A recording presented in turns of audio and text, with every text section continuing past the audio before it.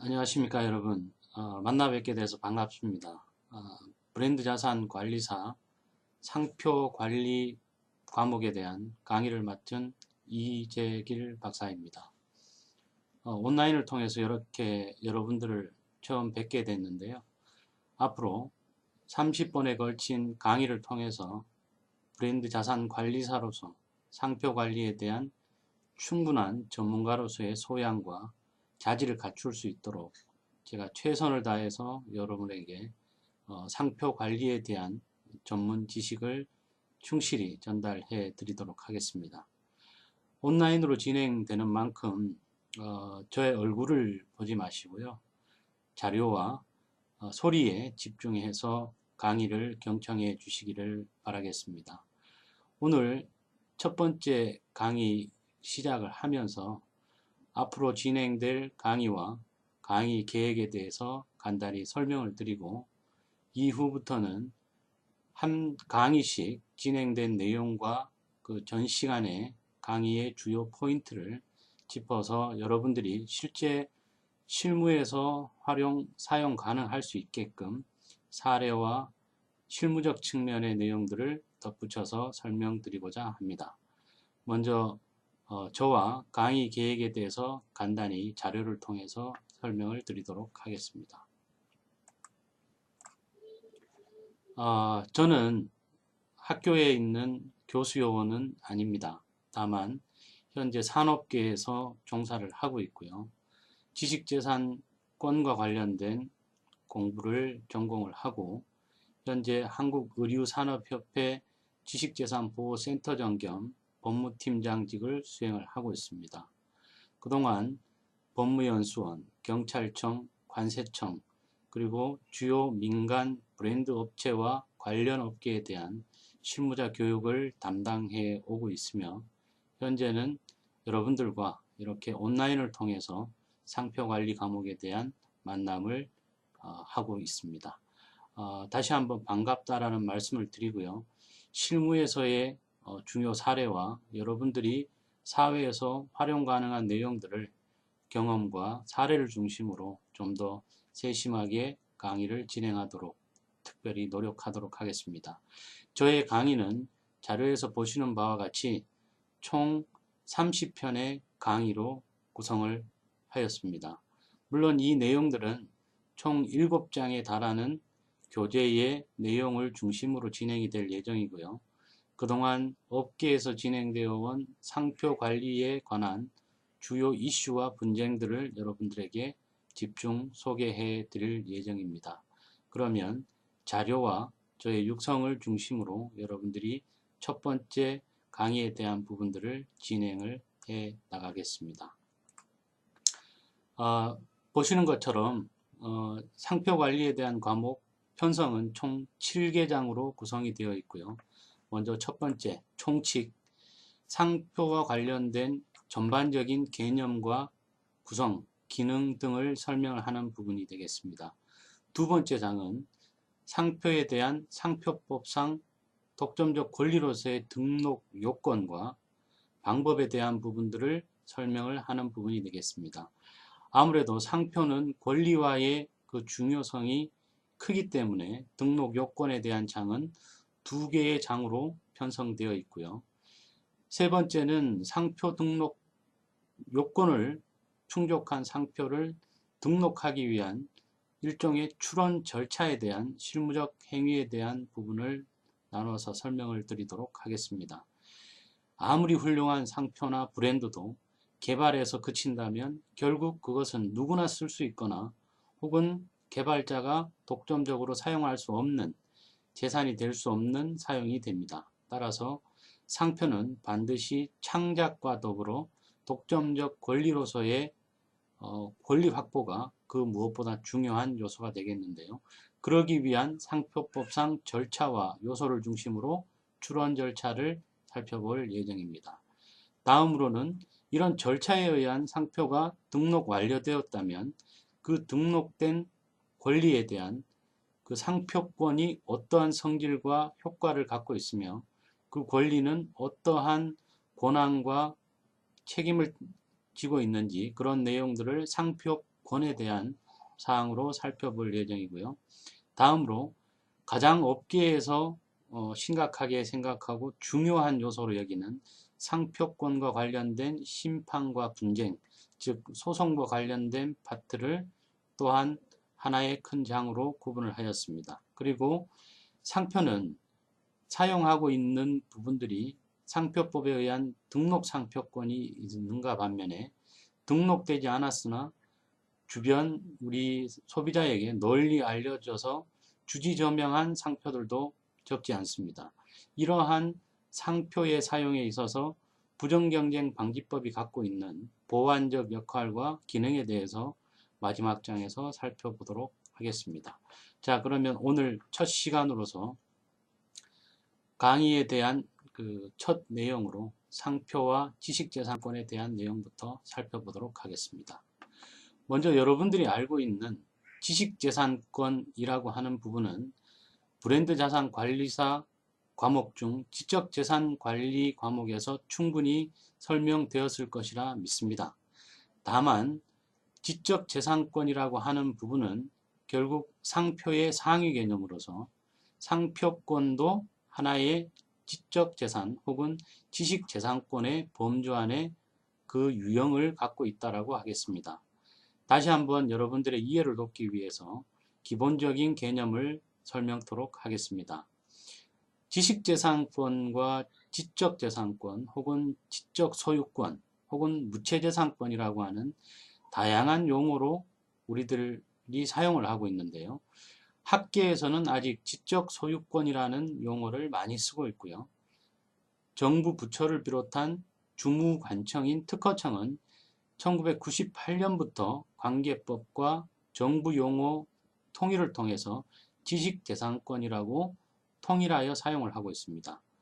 즉, 여러분들이 상표관리 전문가로서 지적재산권이라는 표현보다는 지식재산권이라고 하는 표현이 적절한 표현이라고 할 수 있고요. 그렇다면 이런 지식재산권이라고 하는 것은 과연 무엇인가? 통칭하면 인간이 지적활동, 창작, 생각, 사고 등등 지적활동의 성과로 얻어지는 정신적, 무형적 재화에 대한 소유권에 유사한 재산권이라고 교재에서는 설명을 하고 있습니다. 즉, 다시 말해 인간이 창작과 지적활동을 통해서 만들어낸 표식과 권리에 관한 총칭하는 것을 지식재산권이라고 이해하시면 편하겠습니다. 용어에 대해서는 교재에 나와 있는 것처럼 지식재산권, 지적재산권, 지적소유권, 무체재산권 등의 다양한 형태로 사용되고 있고요. 실무자로서 여러분들은 지식재산권이라고 정부 용어에 따른 호칭을 하시는 것이 바람직하다 하겠습니다. 자, 그러면 지식재산권의 대략적인 분류 어떻게 되어 있을까요? 지적재산관리에서 여러분들이 들었겠지만 이 대분류는 크게 3분류를 하고 있는 것이 일반적입니다. 첫 번째, 산업재산권. 이 산업재산권 안에는 우리가 이 과정에서 다루고자 하는 상표에 대한 권리, 즉 상표권이 포함되고요. 그 다음이 저작권, 신지식재산권, 이렇게 3분류의 종류를 나누고 있는 것이 일반적인 지식재산권의 분류입니다.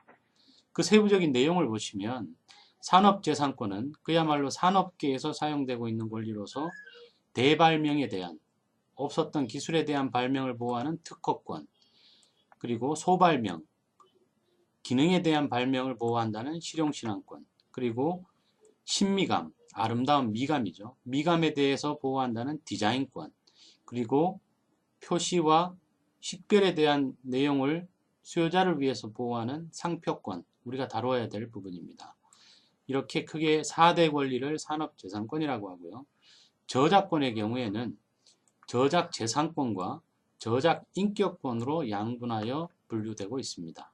이 밖에도 신지식재산권은 반도체 직접 회로 배치와 같은 첨단 산업재산권과 산업저작권, 그리고 정보재산권 등으로 나누어서 최근에 많은 신종 신지식재산권들이 만들어지고 있는 것이 최근의 현상이라고 할 수 있겠습니다. 자, 이 중에서 여러분들이 본 과목에서 다루어야 될 상표란 지식재산권의 그 산업재산권 중 하나이면서 특이한 점은 다른 산업재산권과 지식재산권이 유한의 권리를 갖고 있다면 상표권은 10년의 사용기간을 갱신함으로써 반영구적으로 사용할 수 있는 영구적인 재산권이라고 하는 것이 그 특징입니다.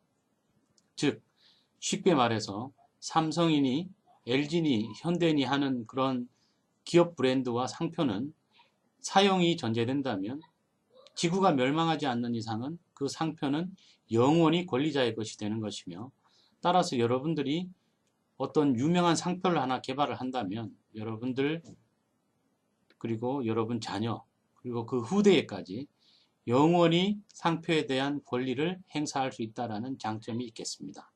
따라서 다른 지식재산권에 대한 권리보다는 상표에 대한 권리가 얼마나 더 중요한지 여러분들이 새삼 아시게 될 것입니다. 자, 그러면 지식재산권이 산업계에서는 어떤 종류로 나타날 수 있느냐? 간단한 표로서 여러분들에게 설명을 하도록 하겠습니다. 여러분들이 잘 알고 있는 K2라고 하는 등산복 아웃도어 브랜드. 이 브랜드는 국내 아웃도어 시장의 상위 5개사 중에 들어가고 있는 대표적인 브랜드 업체입니다. 이 브랜드 업체의 단순한 하나의 옷을 가지고 지식재산권에 대한 것들을 본다면 먼저 여러분들이 알아야 될 K2라고 하는 상표권이 있습니다. 그리고 이 K2 옷은 최근에 들어가 있는 원사, 원단, 기술력의 집합체인 특허가 들어가 있습니다. 즉 최근에 의류나 어떤 제품에 있어서 단순한 상표만으로 끝나는 것은 거의 없다 해도 과언이 아닙니다. 즉 상표와 그 제품이 갖고 있는 기능에 특허적 요소가 들어간다면 상표와 특허가 공존하는 제품이 되는 것이고요. 그 다음에 이러한 제품들은 소비자의 수요와 구매에 맞는 디자인력을 갖추게 됩니다. 즉 제품의 외관은 우리가 지식재산권에서 디자인권으로 분류하고 있는 디자인으로서의 권리가 또 존재하기 마련이고요. 의류의 경우에는 계량 기술이라든가 편리성을 가미한 실용신안적 요소도 최근에 많이 개발되어서 사용이 되고 있는 형태를 볼 수 있습니다. 또한 원산지와 같은 메이드 인 코리아, 메이드 인 차이나 등 원산지와 같은 표시도 이 제품에서 확인할 수 있고요. 특히 K2와 같은 브랜드 업체는 브랜드의 히스토리와 브랜드의 정체성, 브랜드의 모티브에 대한 스토리가 나와 있고요. 그런 부분들을 어떤 어문 저작이라든지 기타 콘텐츠로 구성을 한다면 저작 권리도 존재할 수 있는 부분입니다. 물론 저작권은 미술 저작, 응용 저작, 어문 저작 등 다양한 종류가 있겠지만 이런 하나의 의류에서부터 복합적인 지식재산권에 대한 부분들이 존재해 사회에 적용되고 있는 것이 오늘날의 사회 흐름이다라는 것을 여러분들이 잘 이해를 하셔야 되겠습니다. 자, 그러면 이러한 지식재산에 대한 기본적 이론을 바탕으로 지금부터는 여러분들과 상표법에 대한 내용을 보도록 하겠습니다. 흔히 상표관리라고 하는 과목은 상표에 대한 내용을 다루고 있습니다. 그러나 상표는 단순한 표시와 표식에서 그치는 것이 아니라 우리가 흔히 특별법이라고 하는 상표법에 의해서 등록된 것은 독점적 권리를 갖는 상표이고, 등록되지 않고 사용되고 있는 표시는 그냥 사용하고 있는 상표라고 이해를 하시면 되겠습니다. 다만 우리는 상표법에서 상표와 상표 권리에 대한 내용들을 규정을 하고 있는데요. 여러분들이 반드시 브랜드 자산 관리사로서의 소양을 갖추어야 하는 것 중에 상표의 정의가 무엇이고 상표법이 추구하는 목적이 무엇인지 정도는 충분히 이해하고 있어야만 되겠다라는 것입니다. 만약에 여러분들이 상표법 제1조 목적 조항만 충분히 이해를 하더라도 상표가 오늘날 우리 사회에 어떤 역할과 목적을 갖고 있는지 충분히 이해할 수 있을 것입니다. 자, 그러면 우리 현행법상 상표를 보호하는 근거법인 상표법에 대한 내용을 근거로 살펴보도록 하겠습니다. 교재로 보면 5페이지부터 8페이지까지에 대한 내용인데요. 여러분들이 본 강의를 들으실 때 교재에 대한 부분을 충분히 읽으시면서 같이 이해하시면 숙련도가 상당히 빨리 높아질 것이고 전문성도 굉장히 높아질 것이라고 예상을 합니다.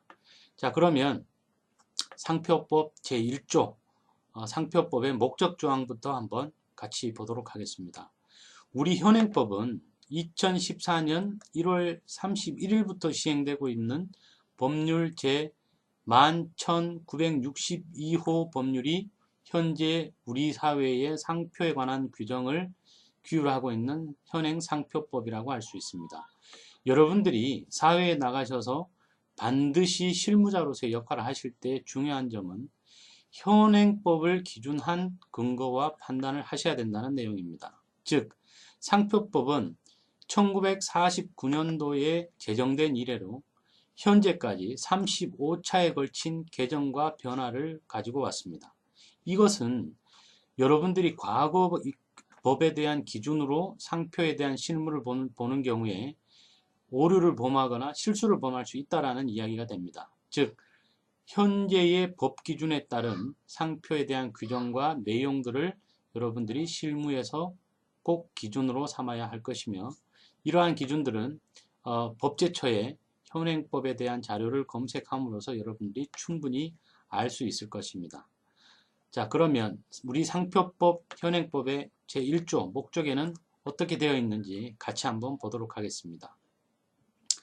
우리 상표법, 이 법은 상표를 보호함으로써 상표 사용자의 업무상의 신용 유지를 도모하여 산업 발전에 이바지함과 아울러 수요자의 이익을 보호함을 목적으로 한다라고 목적을 규정하고 있습니다.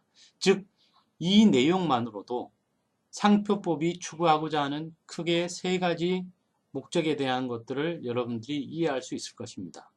세부적으로 한번 살펴보겠습니다. 상표의 보호는 등록된 상표와 등록되지 않은 두 상표로 나눌 수 있다고 말씀드렸습니다. 즉, 현행법인 상표법의 절차를 준수하여 등록 권리를 갖춘 등록 상표는 독점적 사용권과 배타적 금지권을 인정받으면서 권리자에게 무한한 상표의 권리를 부여하고 사용을 보장을 합니다. 다만 상표법상 등록될 수 없다든지 혹은 기타 등록되지 못하는 사유로 인해서 혹은 권리자의 미등록으로 인해서 등록되지 못한 상표는 그중 등록되진 않았지만 잘 알려졌거나 유명한 주지 저명, 주지 잘 알려지고 저명, 유명하다는 말이죠.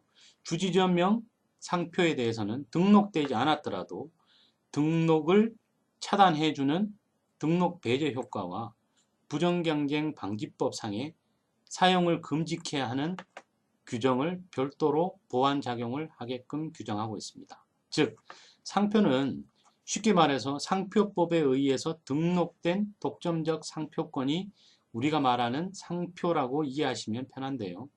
다만 등록되지 않은, 예를 들면 경주빵, 안흥찜빵 등등 지금은 등록되었지만 과거에 등록되지 않아서 단순히 사용을 하고 있는 상표지만 누구나 들으면 알림직한 장충동 족발, 캠브리지 등등 이런 상표의 경우에는 과거 주지저명성에 근거한 부정경쟁 방지법상의 보호를 받아왔다라고 이해를 하시면 편하겠습니다.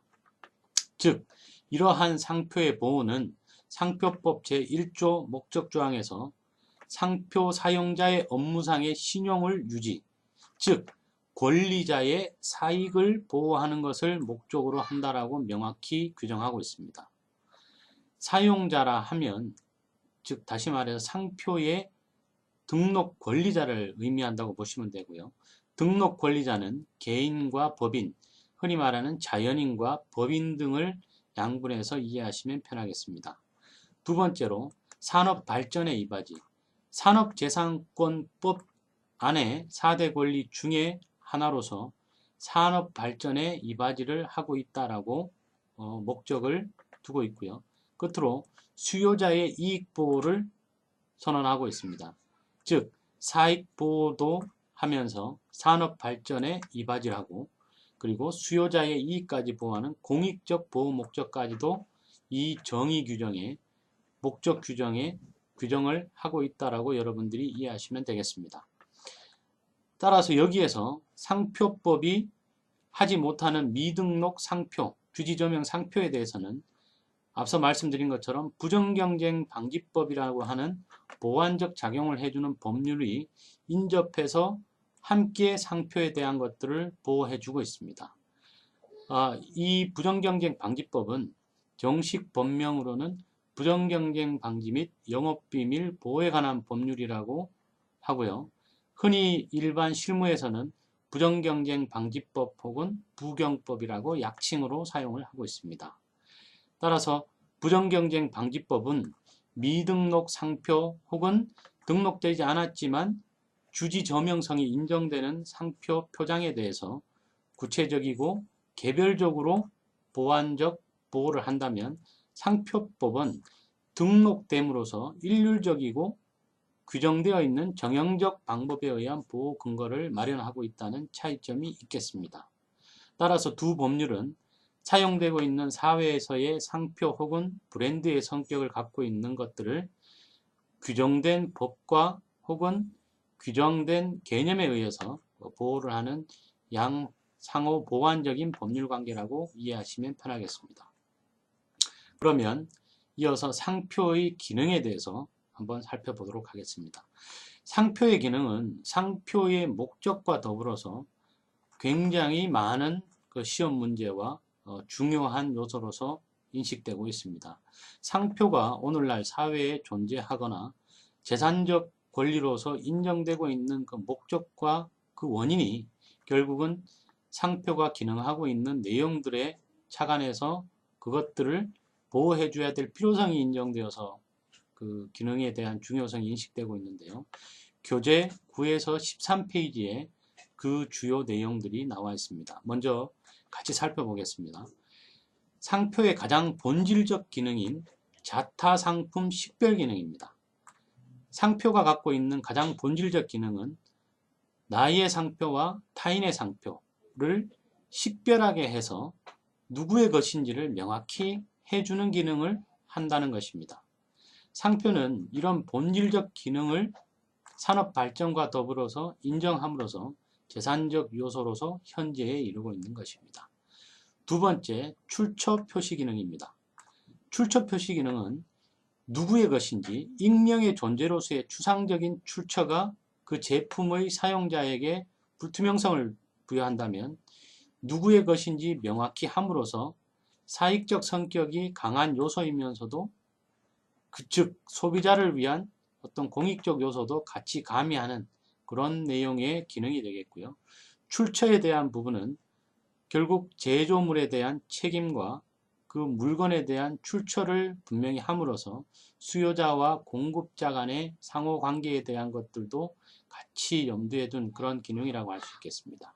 또한 상표의 기능 중 품질 보증 기능은 제품의 동일성, 일정성, 공익적 성격이 강한 기능으로서 소비자가 그 상표에 부착된 제품은 사용함으로써 그 해당 품질에 대한 것들도 동일하고 일정성을 갖고 있다라고 인식하게 하는 그런 기능이 되겠습니다. 더불어서 광고 선정 기능은 상표가 갖고 있는 최근의 중요 기능으로서 서비스표나 업무 표장의 경우에 광고 선정 기능이 가장 중요한 기능으로 대두되고 있는 상황입니다.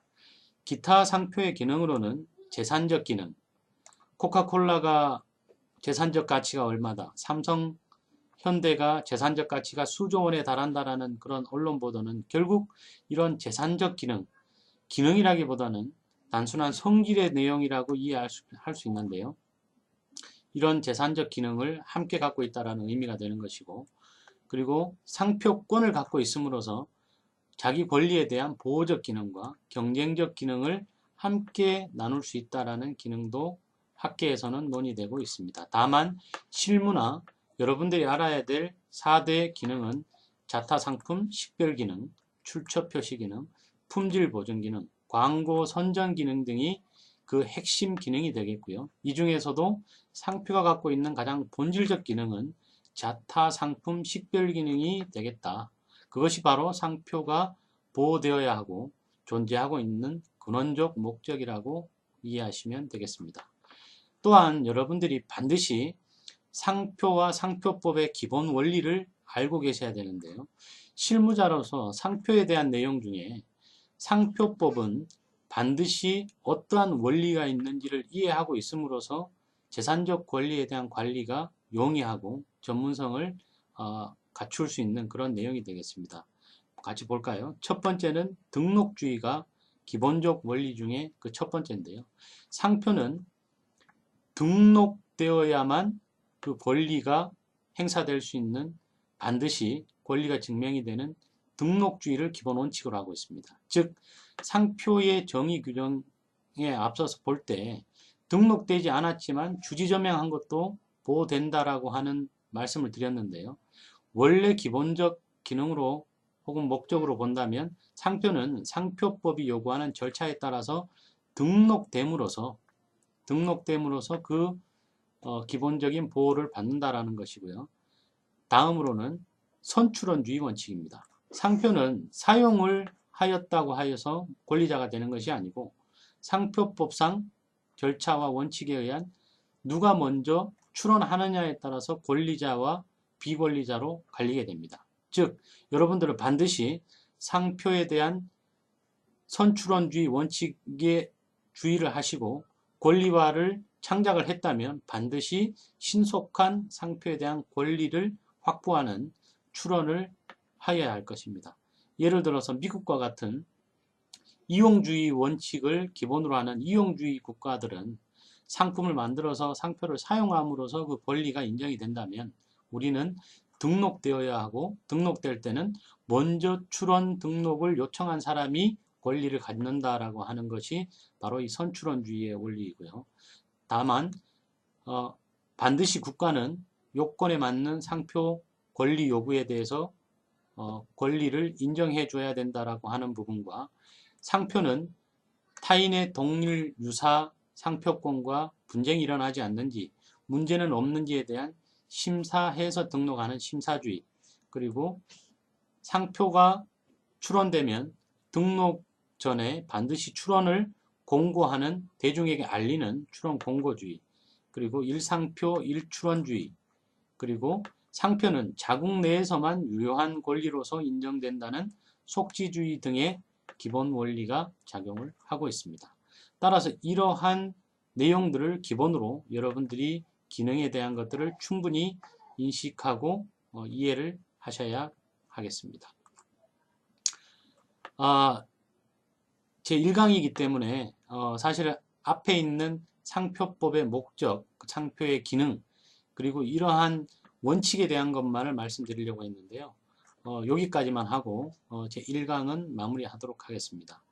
여러분들이 알고 계신 상표는 상표법의 제2조의 상표 정의 규정이 나와 있습니다. 실무자로서 반드시 상표법 현행법에 대한 조문은 1회독 내지는 2회독을 해 보시기를 권해드리고요. 그 상표법 내에 가장 앞선 제2조의 각 용어에 대한 정의가 나와 있습니다. 같이 한번 보겠습니다. 상표라 함은 상품을 생산, 가공 또는 판매하는 것을 업으로 영위하는 자가 자기의 업무에 관련된 상품을 타인의 상품과 식별되도록 하기 위하여 사용하는 다음 각목의 어느 하나에 해당하는 것을 말한다 라고 하고 있습니다.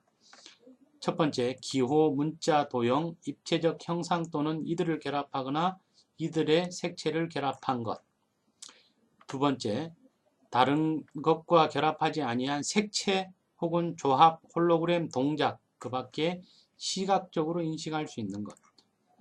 그리고 소리, 냄새 등 시각적으로 인식할 수 없는 것 중에서도 기호, 문자, 도형 또는 그 밖의 시각적인 방법으로 사실적으로 표현한 것. 여러분들이 갖고 있는 교재를 갖고 있다면 이 교재 집필된 이후인 2012년 3월 15일 한미 FTA가 시행된 날이죠. 그죠? 그때 개정된 개정법에 의해서 우리나라에서도 이제 소리와 냄새 상표가 인정이 되는 시대가 도래되었습니다. 즉 여러분들은 이제 상표에 대한 종류에서 소리와 냄새 상표에 대한 것들도 충분히 아셔야 될 상황이 됐고요.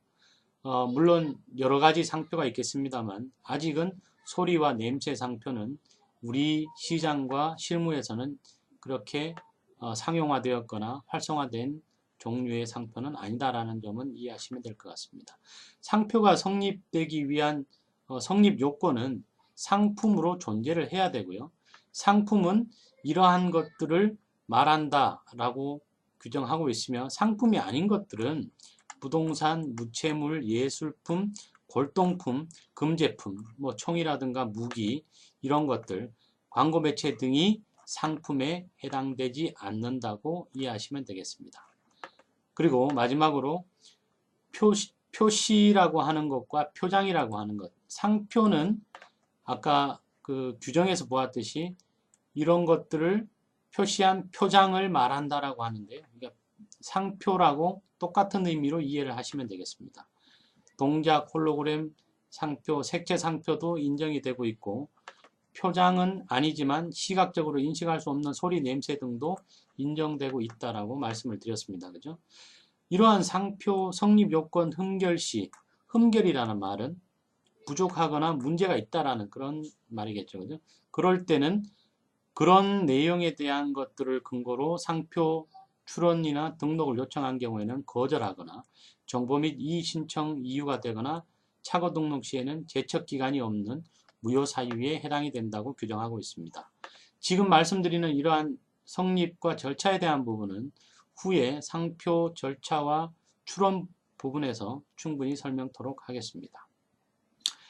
자, 여러분 그 1강을 마쳤는데요. 너무 딱딱하게 진행이 됐는지 모르겠습니다. 두 번째부터는 여러분들과 정말 이 상표가 얼마나 중요하고 여러분들이 알아두면 앞으로의 사회생활과 직장생활에서 여러분들이 얼마나 중요한 사람으로서의 거듭날 수 있는지 그런 내용들을 사례를 중심으로 살펴볼 예정이고요.